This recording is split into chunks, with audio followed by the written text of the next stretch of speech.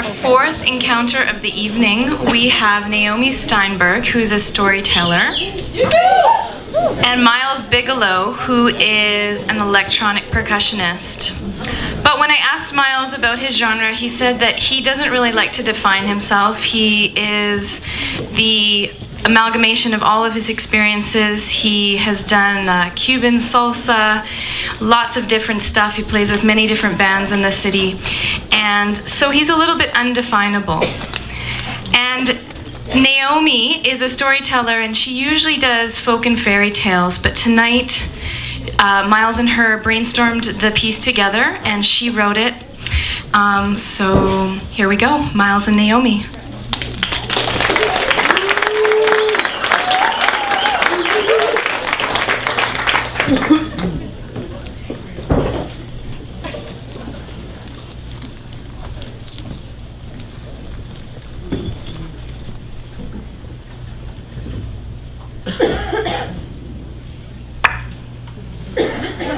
Last night I was doing the show.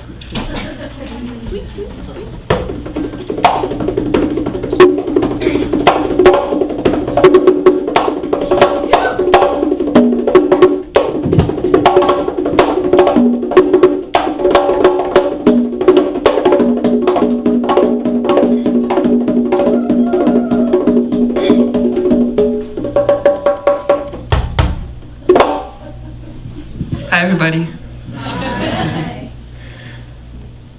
Myles and I are gonna paint you a picture. So feel free to close your eyes or keep your eyes open. Whatever you need to do in order to relax and feel at home. We're gonna do some storytelling as we were introduced as a storyteller and electronic percussionist. And just so you know, as I'm sure you probably already do know, storytelling is only possible in the presence of listening minds and hearts. And I think that includes all of us. So, if you're ready. Great. Once upon a time, there was a hill. All around the base of this hill, a river was flowing. At the top of the hill, there stood a beautiful tree, a fruit tree, an apple tree.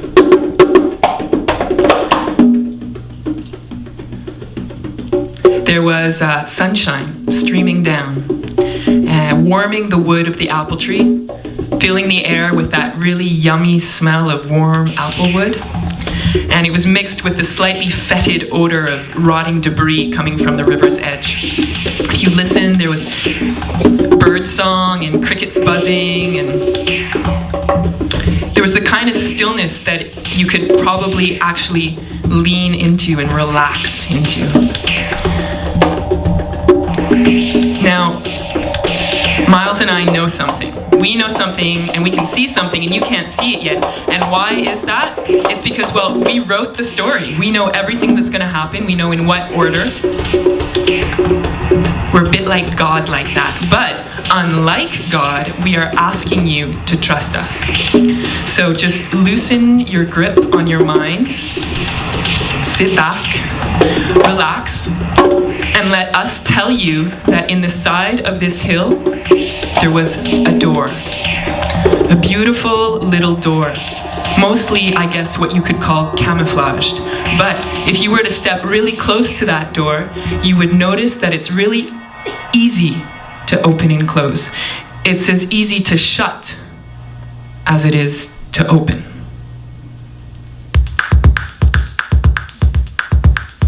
So, if we were to step inside that door, we would find ourselves at the top of a really, really long, dark hallway, sloping down, down, down, down.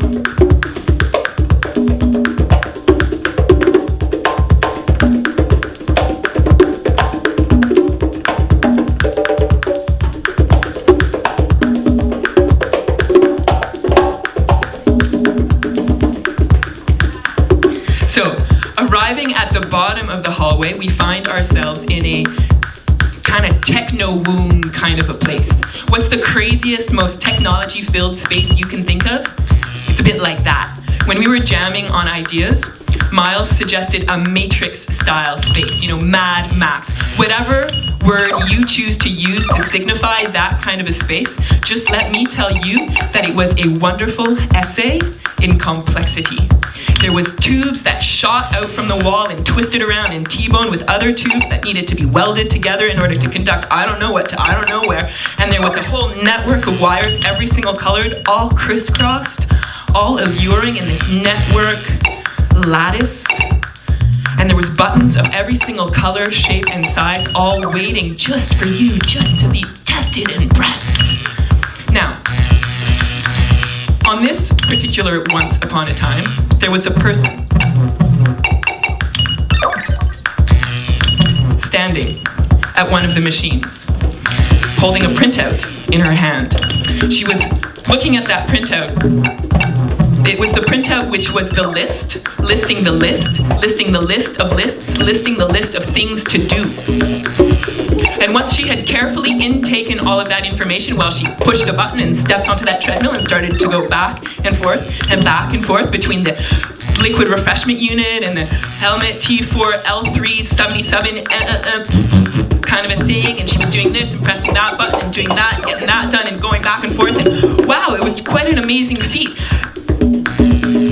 And she was quite convinced that all of these machines, well, they were doing her right because there was this optimized pie chart conveyor belt thing that was telling her exactly what she needed to do and what protein and amino acids and carbohydrates she needed in order to keep walking along this way that she knew as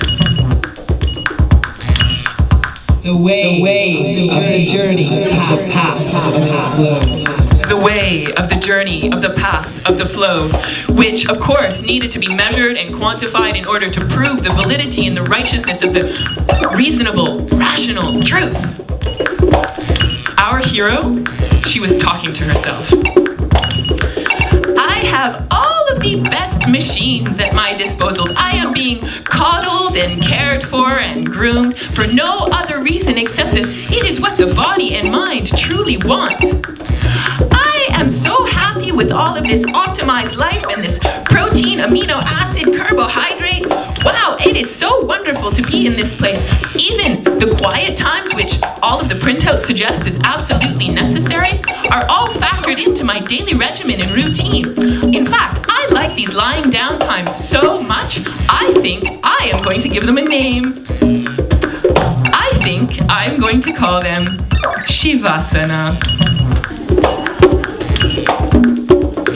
Now, there was some sort of a niggly headache that had been growing for days and days. It was, not only was this regimen of optimized lifestyle with protein, amino acid, and egg ejector, and time spent under the lamparous solaire in order to ensure proper UV and vitamin E intake in order to maintain an antidepressant kind of level. And not only did she have that regimen to follow, but she also had to maintain all of the machines. There was always wires being popped out and new things that needed to be welded to other things. And her eyes were tired from darting back and forth between this popped wire and that popped wire.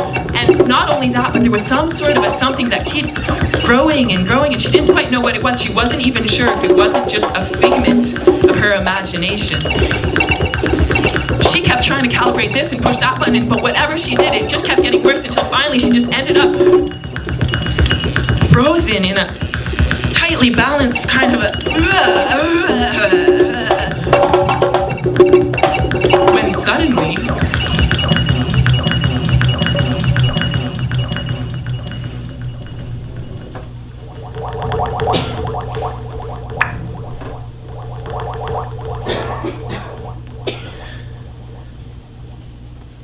there was a new fresh sound that could be heard.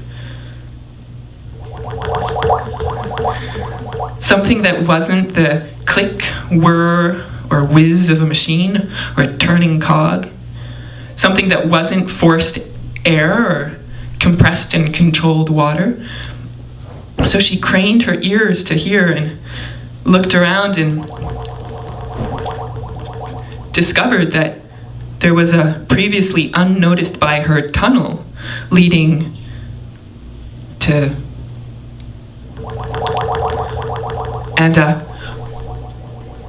when she looked, she sniffed around, and there was something inside of her kind of clicked, and she ran over to her archives. There was piles and piles and stacks of papers and printouts, and she shuffled through them all, and she found one. It was titled Optimal Air. And she ran back to the tunnel, and she sniffed around, and she looked at the chart, and she sniffed, and she looked. And sure enough, that air matched the criteria exactly. Well, she was in a bit of a quandary, right? Because if she tried to turn on the machine to get some liquid refreshment or something to eat, you know, a liquid protein, amino acid shake, carbohydrate with parsley, the sounds came back and the machine started to go, and that oppressive feeling came down like a helmet on top of her. And so, well, you want to know what she did? Yeah? Do you guys want to know what she did? Yeah? She went for it. She decided to go and see what was up at the top of the tunnel. Now, having never ever done anything like this before, she didn't know what to take. So she looked around and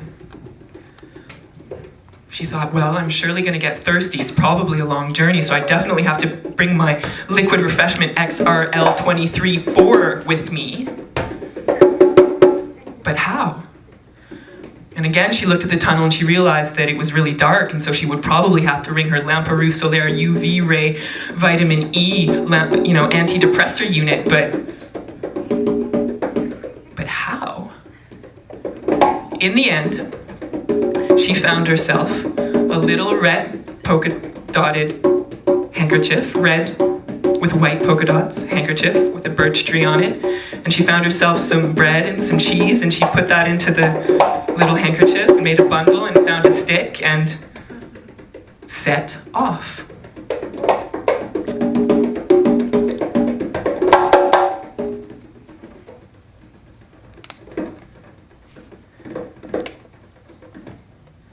And it was a long journey. Longer than a lifetime or two. Longer than I could ever hope to explain and tell here tonight at the Anza Club. But I am quite sure that we have all undertaken this kind of journey before. You know the one? With fear in your heart and sweat on your brow? There arose squirming worms to kill and tumbling rocks to jump over. There were moments that felt like the combined screeching of broken violins and nails against blackboards. There were moments when she saw the 10-headed looped thoughts of insanity. But she made it out. She made it out still carrying all of her worries about how exactly it was that she was going to meet her protein, carbohydrate, amino acid, vitamin needs, and how exactly she was going to not get depressed without her UV ray and her vitamin E, and how exactly was she going to drink? Because I can tell you that by this time her thirst had gotten quite unbearable. But when she did finally step out, well, she looked and she saw a hill with a river and a tree, and she knew that this air was good air, and she knew that the water was good water, and her thoughts, well, they slowed right down, and in the next moment she found herself sitting under the tree, eating a piece of fruit, watching the river as it flowed on by.